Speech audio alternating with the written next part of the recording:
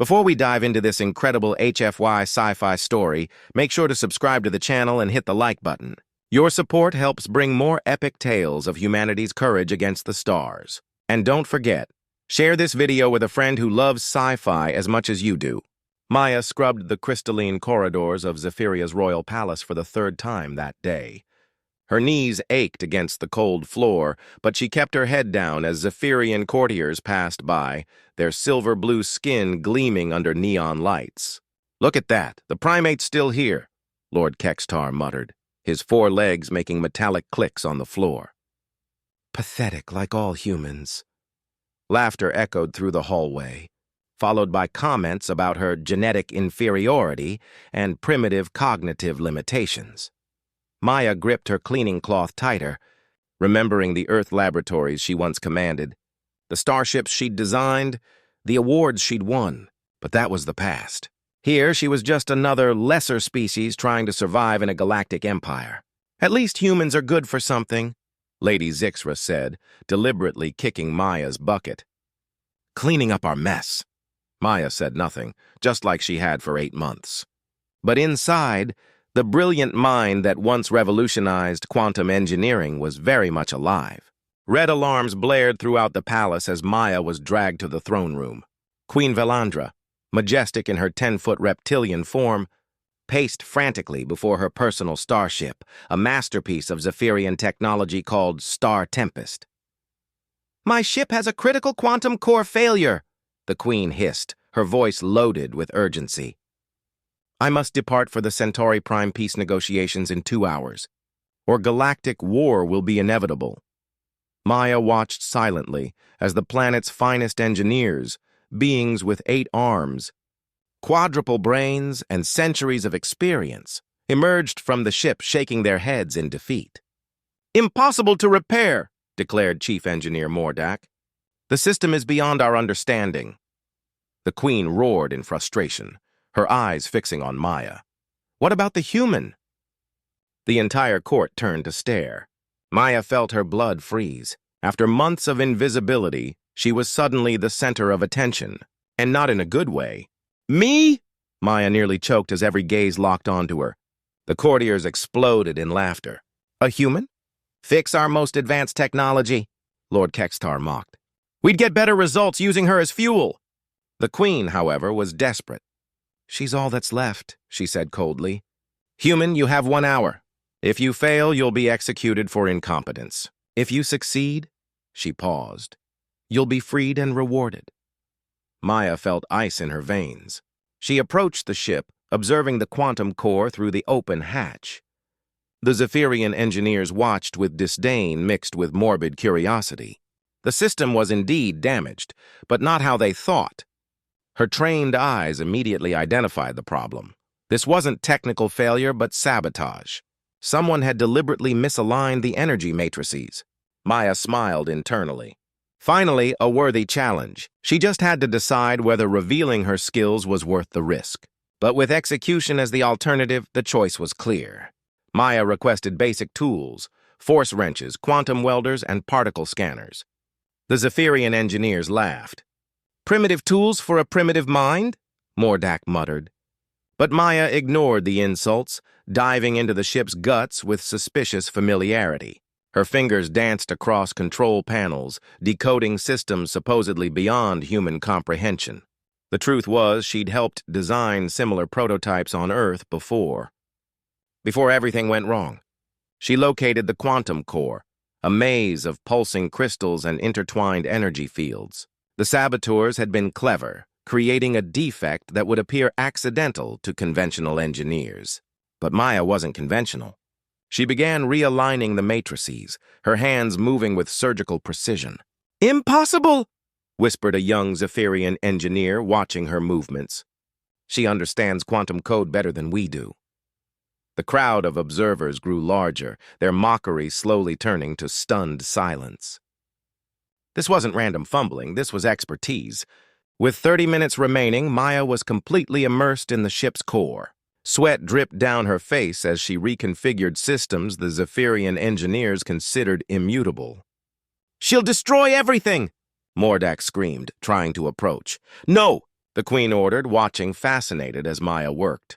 The human had isolated the damaged modules and was rebuilding the ship's neural connections, something that should take weeks, not minutes. Her hands moved like she was conducting a cosmic symphony, each adjustment precise and intentional. Systems began responding, lights igniting in sequences that hadn't glowed for days. "Quantum calibration complete," Maya murmured, checking final parameters. "Propulsion system optimized 23% above original specifications." She emerged from the ship, greasy and exhausted, but with a subtle smile on her lips. "Your ship is ready, Your Majesty." The hangar fell dead silent. Every scanner confirmed the impossible. The ship wasn't just repaired, it was better than new. The silence in the hangar was deafening.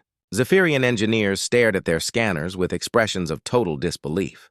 "Impossible," Mordak muttered, checking the data for the third time. "Core efficiency is 30% higher than the original design. How?" Queen Velandra activated the ship's systems personally.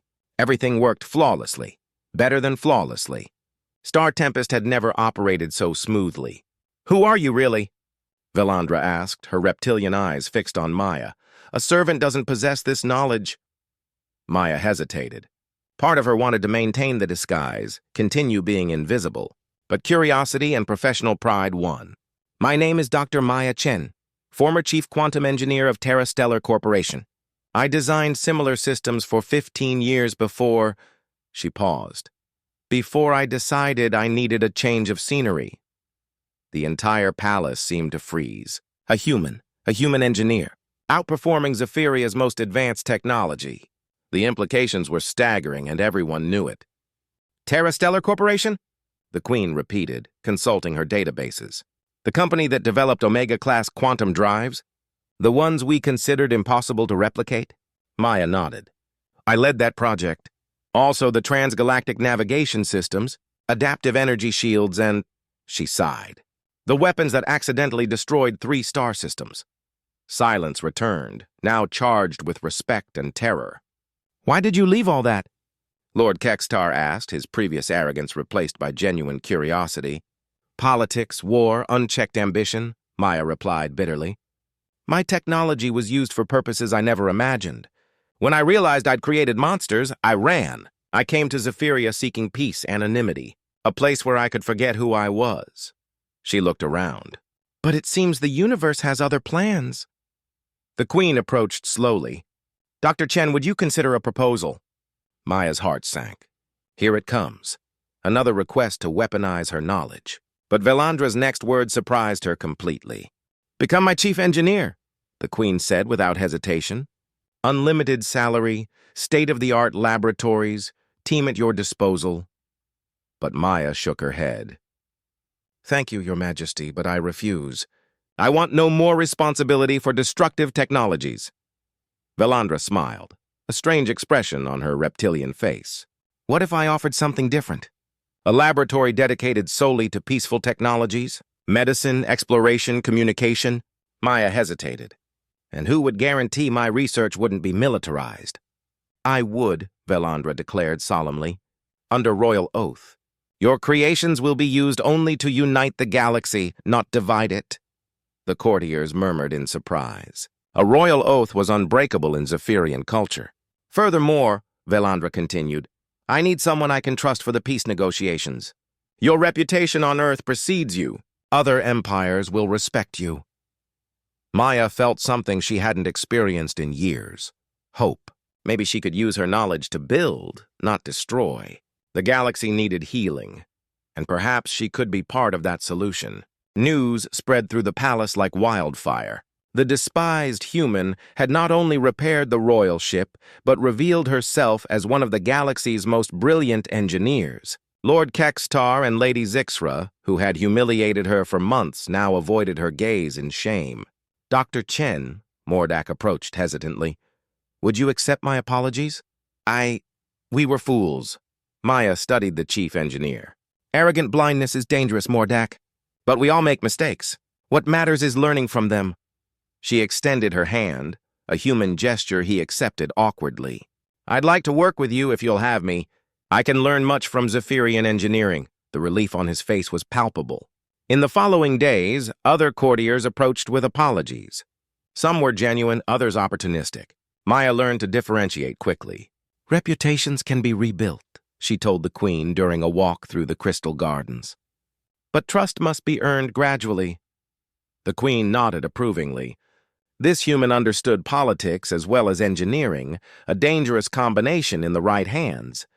6 months later, Maya stood in her new laboratory, a gleaming complex dedicated exclusively to peaceful research. Her team included the finest minds from 12 different species, all working in harmony. Her first projects revolutionized galactic medicine. Cellular regenerators, radiation neutralizers, and universal communicators enabling instant translation between all known languages. "Doctor," said Kellara, a young Zephyrian engineer, "atmospheric purifier tests were a complete success. We can clean entire planetary atmospheres in weeks, not centuries." Maya smiled, gazing through the window at distant stars. "Excellent.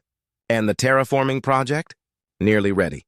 Soon we'll be able to transform barren worlds into gardens." The queen visited frequently, always impressed by the advances. "Have you found your peace, Dr. Chen?"